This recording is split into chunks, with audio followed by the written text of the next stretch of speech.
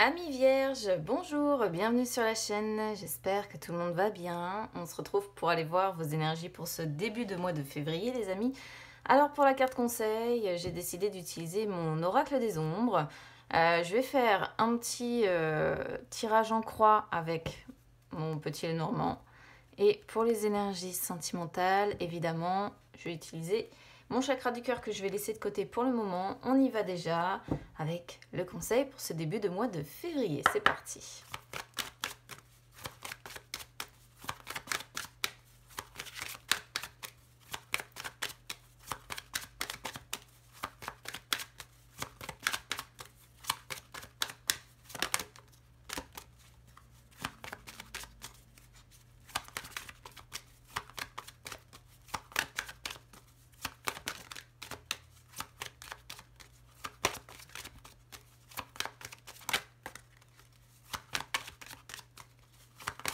Si ça veut bien venir.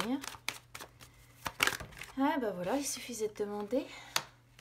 Alors, je vais mettre ça de côté aussi. Tac. On a la modeste ici, comme carte, qui sort.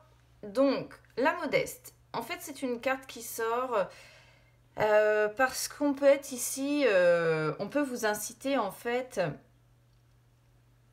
à travailler sur votre raison. On va dire ça comme ça. La modeste, elle représente la raison. Elle représente la retenue volontaire de soi-même afin d'arranger une situation. Donc peut-être qu'ici, on vous incite à être raisonnable sur ce début de mois de février. Raisonnable dans le sens, voilà, je le répète, améliorer, arranger une situation. On vous conseille également en faisant ça de trouver en fait un... Enfin, on vous dit qu'en fait ça vous permettra, je vais y arriver, de trouver un équilibre sur tous les plans, aussi bien sentimental, professionnel, matériel, etc. Donc, le conseil ici pour ce début de mois de février, c'est d'être dans le contrôle de vous-même, d'être dans la prudence aussi, hein, d'être dans l'humilité par rapport aux autres. Et c'est aussi une carte qui peut sortir quand il est question de pardonner à quelqu'un et de vous réconcilier avec quelqu'un afin peut-être de trouver de meilleures solutions.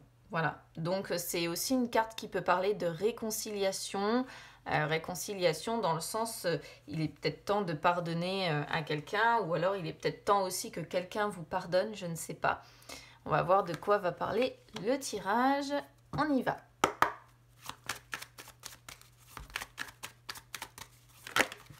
Hop là. Le soleil qui sort, ça c'est plutôt positif. Alors, le serpent derrière, c'est à voir.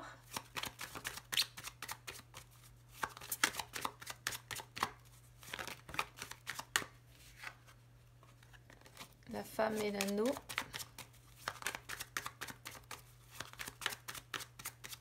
On pourrait presque voir ici une femme qui doit pardonner une tromperie, une infidélité, des mensonges, ce genre de choses.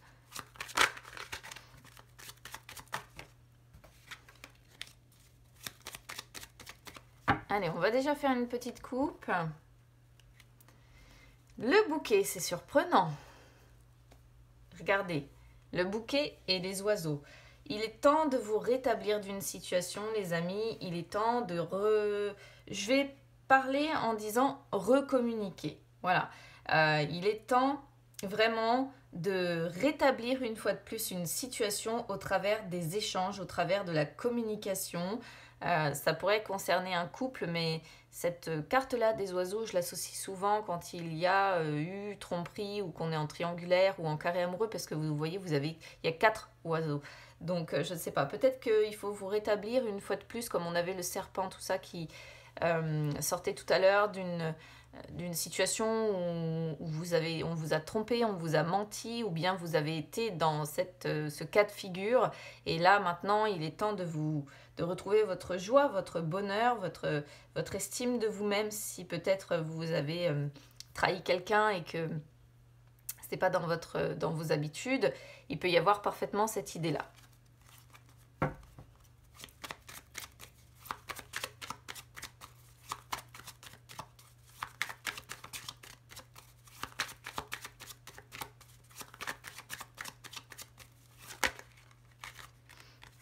Vous voyez, le vaisseau peut représenter la personne étrangère.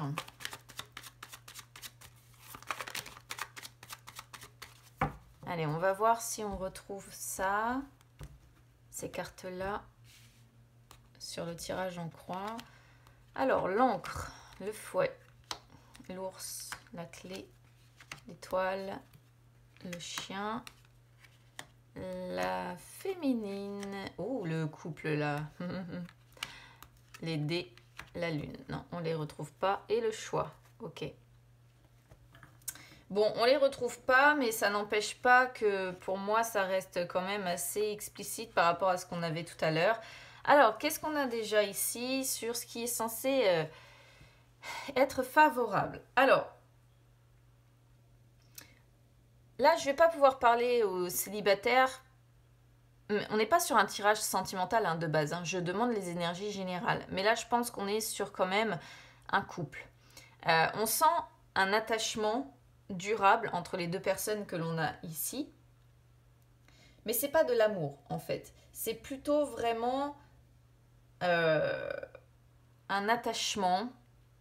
C'est plutôt le fait de se faire confiance, en fait. Alors, ça pourrait représenter le fait aussi que vous vous attirez comme des aimants, mais avec la Vierge derrière, il peut y avoir plusieurs interprétations, en fait, ici.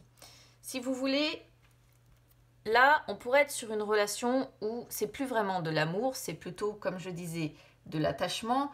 On se fait confiance. La situation dans ce couple ici est stable, certainement financièrement. On a la sécurité, on a tout ça, mais on peut être sur des personnes qui malgré tout ne s'entendent plus ou traversent en tout cas une crise ici. Parce que la Vierge peut représenter les tensions, les conflits, les disputes évidemment, et aussi la crise que l'on peut traverser où chacun ressent peut-être beaucoup de colère.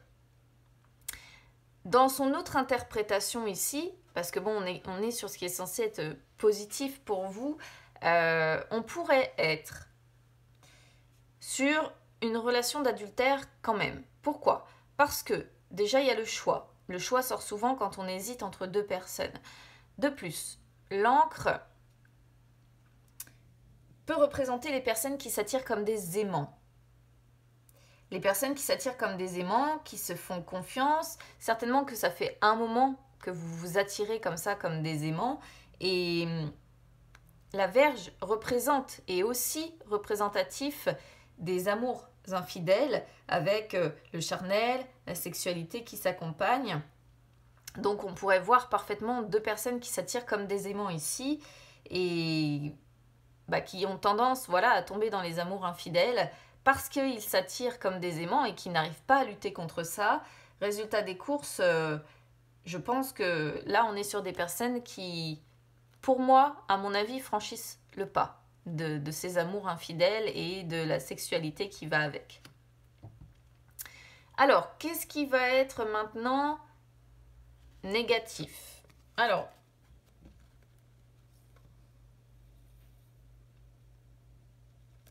il y a besoin de trouver une solution par rapport à des finances ici, pour moi. Par rapport à l'argent. Voilà. On parle quand même d'une somme d'argent certainement assez importante.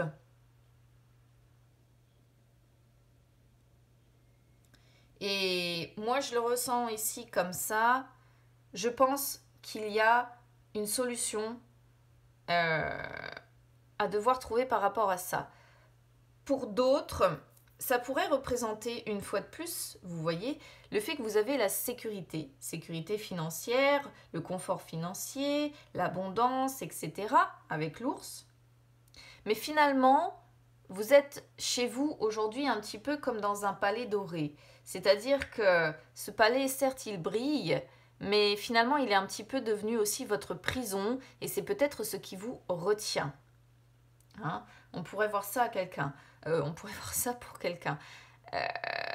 Autre possibilité ici, vous avez peut-être du mal à ouvrir votre cœur à quelqu'un, à une personne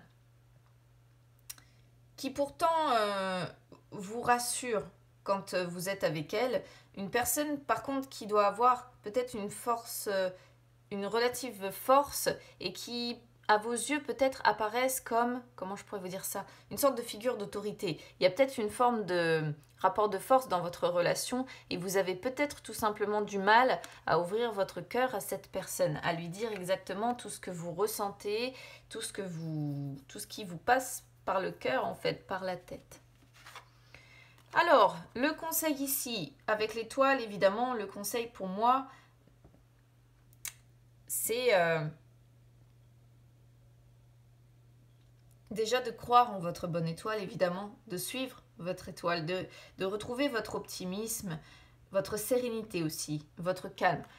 On pourrait voir hein, que la sérénité, le calme ici sont perturbés par ces conflits, ces tensions ou cette crise que l'on voit là. Et ici, vraiment, il y a l'idée, on vous conseille de retrouver votre sérénité, de vous apaiser, d'être beaucoup plus serein ou sereine ici et de partager des moments agréables en fait avec les personnes en qui vous avez confiance. Voilà, des amis ou bien des personnes qui sont pour vous des soutiens indéfectibles. Vous voyez, des personnes qui sont là depuis toujours pour vous.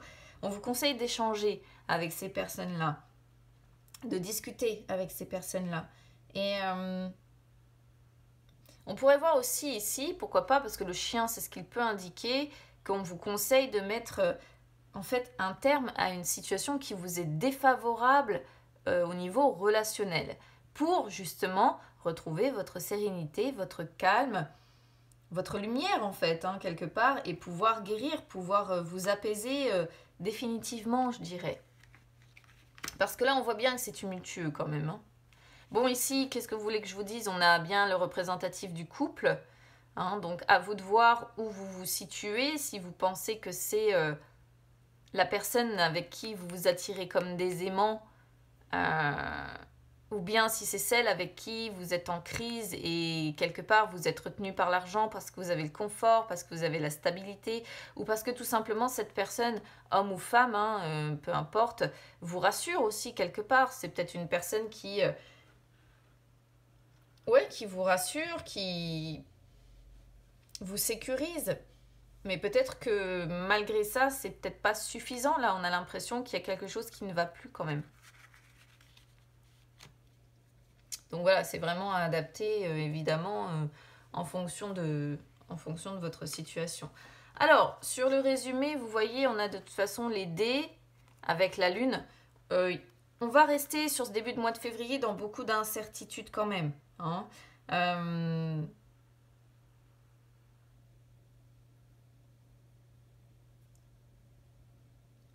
Je pense que ici, c'est le mental. Ah, ma bougie s'est éteinte. Malheur. C'est votre mental qui peut-être vous provoque toutes ces incertitudes que l'on pourrait voir. En fait, on est ici sur une personne qui se dit dans son mental, justement, que c'est peut-être un petit peu risqué. Alors, on n'a pas vraiment de carte de séparation, donc on ne peut pas vraiment dire que vous hésitiez à partir. Mais soit on est sur quelqu'un qui se dit oui, mais craquer comme ça, peut-être pour quelqu'un d'autre, c'est risqué. Ou on peut être sur une personne qui se dit oui, mais bon, continuer dans cette crise, dans ces conditions, c'est risqué aussi. Parce que, bah, évidemment, si c'est une crise qui dure depuis un moment, c'est peut-être tout simplement compliqué. Compliqué pour vous de vous imaginer avoir un avenir avec cette personne-là. Donc, ça peut vraiment s'adapter de plusieurs façons. Ici, c'est vraiment à prendre en fonction de comment ça résonne avec vous et évidemment en fonction de votre situation. Parce qu'on peut être sur les deux cas de figure. Donc, je peux pas dire que c'est plus l'un que l'autre. On est sur les deux cas de figure, quoi qu'il en soit.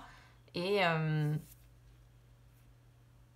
moi, j'ai quand même la sensation qu'il y a tout de même beaucoup d'incertitudes. Incertitude parce qu'il doit y avoir aussi beaucoup de peur. Voilà.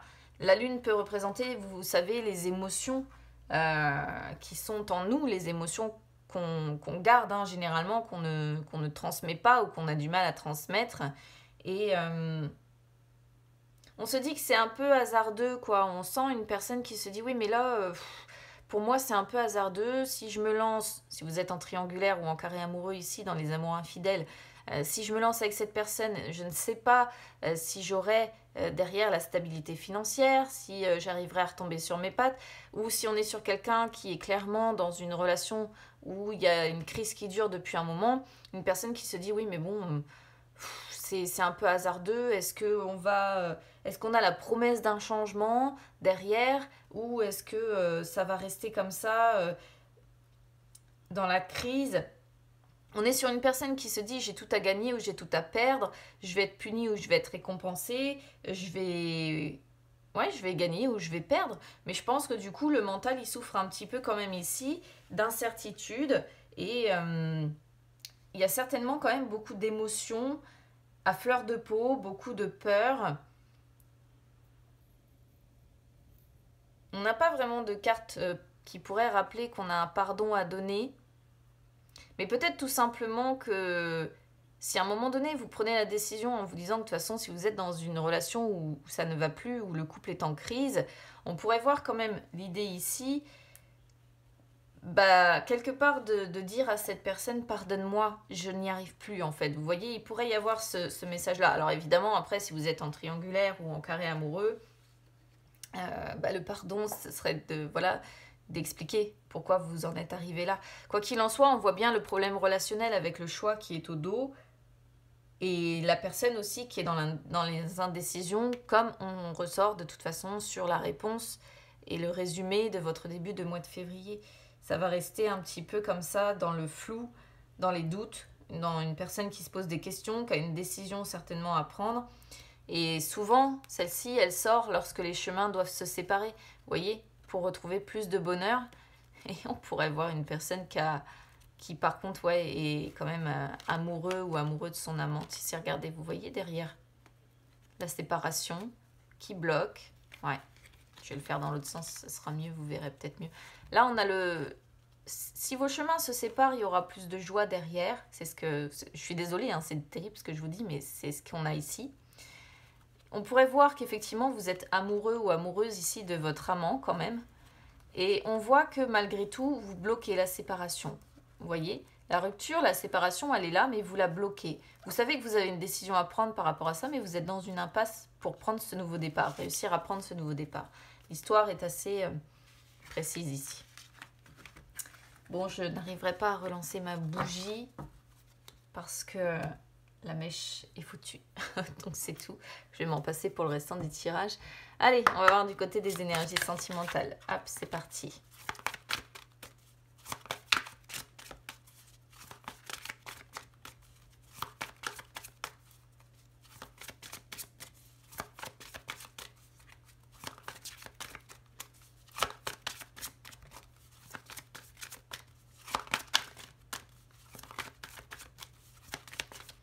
Je ne sais pas si c'est la pleine lune qui est passée, mais je trouve qu'on a beaucoup de signes quand même qui parlent de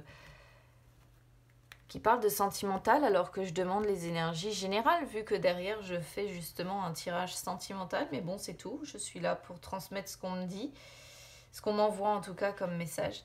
Alors, là, c'est une fois de plus encore assez particulier. Qu'est-ce qu'on voit? Blocage à mémoire karmique, c'est une carte qui sort et qui montre que de toute façon, sentimentalement, vous avez des blocages karmiques qui perturbent ou qui empêchent même la réalisation de vos projets sentimentaux. Alors, on est sur des personnes qui s'en rendent compte parce que malgré tous les efforts peut-être que vous faites, il n'y a rien qui se passe comme vous voudriez. Voilà. Donc, il peut y avoir, comme on le voyait tout à l'heure, il peut y avoir beaucoup de colère, beaucoup d'angoisse, angoisse avec la lune, anxiété possible.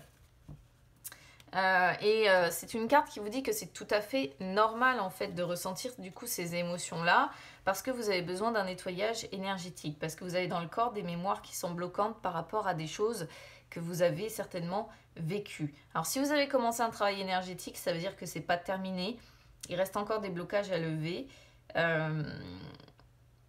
Et tous ces blocages en fait dans vos interactions avec votre autre ou avec les autres ne sont pas prévus. Ce sont vos propres mémoires karmiques qui vous pèsent et qui sont des barrages à la rencontre que vous attendez si vous êtes célibataire, ou à l'harmonie que vous recherchez si vous êtes avec quelqu'un, ou même si vous êtes en triangulaire ou en carré amoureux. Donc tant que vous n'arriverez pas à guérir de ces mémoires, en fait, vous allez rester dans une situation qui stagne, dans une forme d'impasse, et il faut impérativement, en fait, réussir à faire ce processus, on va appeler ça comme ça, de libération énergétique pour vous retrouver et faire en sorte de pouvoir un petit peu mieux avancer.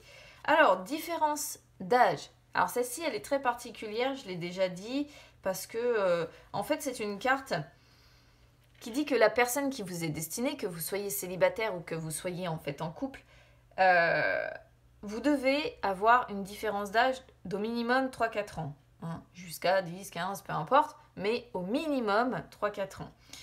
Si vous avez le même âge, que vous êtes de la même année, en fait, c'est une carte qui est assez trash et qui vous dit c'est pas votre âme sœur. Voilà. Alors, c'est pas quelque chose qui va être bloquant pour autant si vous avez une différence d'âge, parce que vous aurez beaucoup de points communs concernant votre passé, vous aurez peut-être vécu les mêmes épreuves, et c'est ce qui peut-être vous rapproche. Ça ne va pas empêcher de vous aimer, hein, cette différence d'âge, ou de construire quelque chose ensemble. Si vous êtes en couple, en fait, comme je disais, ou avec quelqu'un avec qui vous n'avez pas de différence d'âge comme ça, c'est tout simplement parce que vous avez quelque chose à comprendre, à apprendre avec cette âme-là, un enseignement à tirer de la vie avec cette personne, pour pouvoir aussi construire la future relation qui vous attendra. Hein.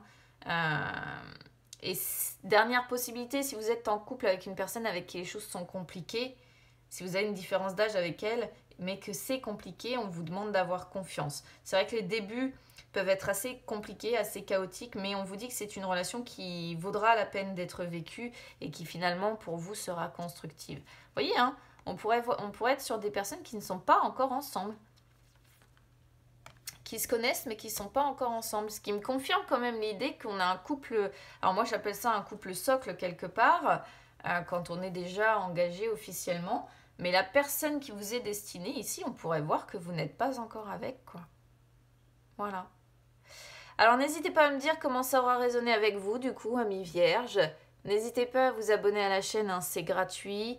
Ou à me suivre aussi sur les réseaux sociaux, Instagram, Facebook, c'est gratuit également. Ça peut peut-être vous permettre de refaire le point au niveau sentimental entre deux. Et puis suivre aussi l'astrologie sur Facebook, parce que c'est assez intéressant, hein, de voir comment les énergies planétaires peuvent nous impacter au quotidien.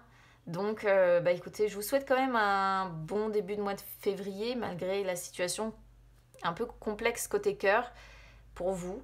Et puis, écoutez, on se retrouve très vite. À bientôt.